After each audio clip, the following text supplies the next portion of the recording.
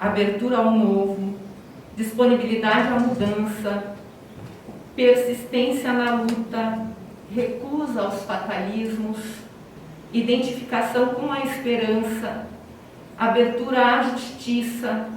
Não é possível a prática pedagógica progressista, que não se faz apenas com ciência e técnica. A amorosidade de que falo, o sonho pelo qual brigo e para cuja realização me preparo permanentemente, exigem em mim, na minha experiência social, outra qualidade: a coragem de lutar ao lado da coragem de amar. Bom, eu poderia aqui discorrer sobre a influência de Paulo Freire na minha vida, não só profissional, mas pessoal também, que são inúmeras. Minha primeira leitura de Paulo Freire foi em 1998. Eu era estudante de graduação ainda. Eu era estudante de Ciência da Computação na Universidade Federal de Santa Maria.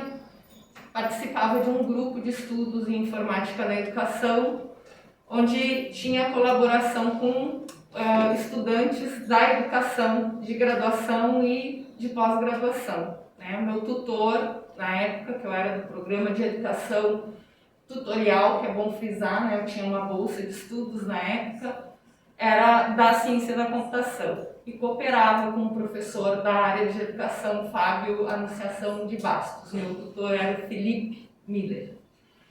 Bom, na época lemos a Pedagogia do Oprimido, que para mim foi uma leitura difícil na época, em função de não estar habituada àquele tipo de reflexão, mas ela foi assim muito potente e me fez pensar em coisas que eu nunca havia parado para pensar, que é essa relação entre opressor, entre oprimido, mas especialmente a esperança de que pudesse haver mudanças significativas na sociedade a partir da ótica do oprimido, de que ele não reproduzisse a opressão, mas que pensasse o seu lugar no mundo, e que a partir da conscientização e do diálogo pudesse transformar o mundo. Isso é o que ficou daquela leitura naquela época, mas são tantas outras lições, eu diria assim. Bom, eu vivo a universidade pública há muitos anos, como estudante universitária e como docente. E gostaria de destacar a influência de Paulo Freire na extensão universitária, que é uma das ações, uma das atividades que eu desempenho, entre tantas outras, na universidade pública, na Universidade Federal do Pampa, Campus Alegrete. Paulo Freire, ele pensava nos mínimos detalhes, nos sentidos das palavras, entre elas o significado de extensão. Então ele tem uma obra chamada Extensão ou Comunicação, em que ele problematiza o uso do termo extensão, aquela extensão que é levada, que é empurrada, que seria inclusive uma atitude antidialógica, e que provocou a universidade também a repensar o tipo de extensão universitária que vinha desenvolvendo.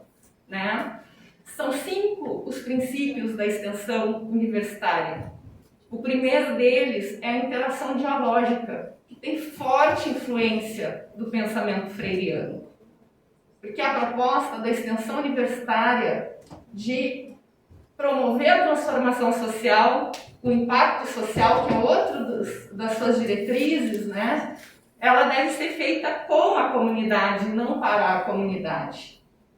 Então, o modo de a gente pensar essa relação entre universidade e sociedade, sociedade e universidade, é no diálogo, é no construir coletivamente. Então, eu falei de 2 princípios, interação dialógica, impacto e transformação social. Temos também a indissociabilidade, ensino, pesquisa e extensão. Produzimos novos conhecimentos na universidade, ensinamos em sala de aula, E a extensão universitária é um espaço onde a gente pode, né, através dessas diretrizes e com as nossas ações, de modo muito intencional, construir novos conhecimentos em contato com a comunidade, né? Fazer da comunidade a extensão da sala de aula.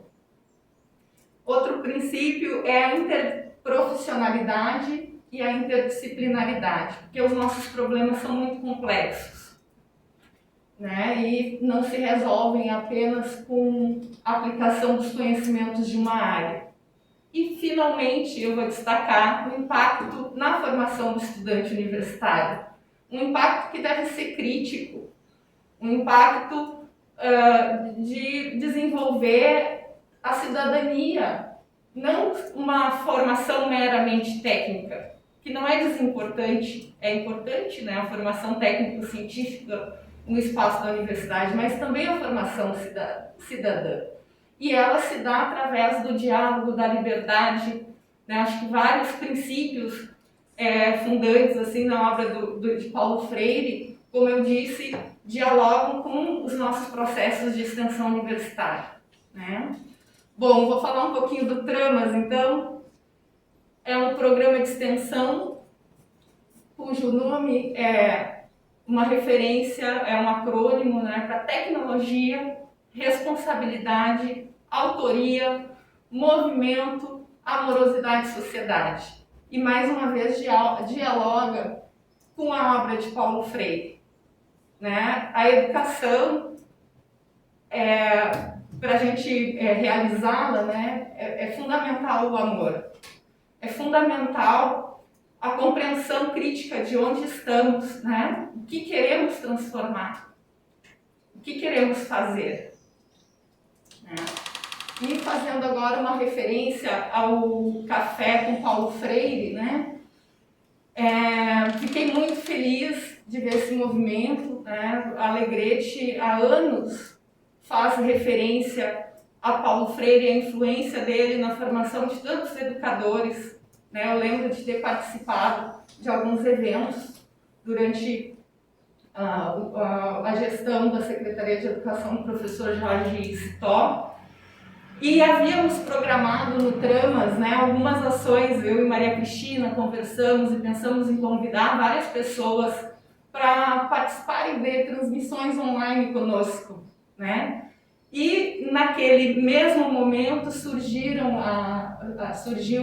essa proposta do Café com Paulo Freire. E eu achei importante, entre aspas, recuar, porque na verdade a gente faz parte de algo muito maior, né?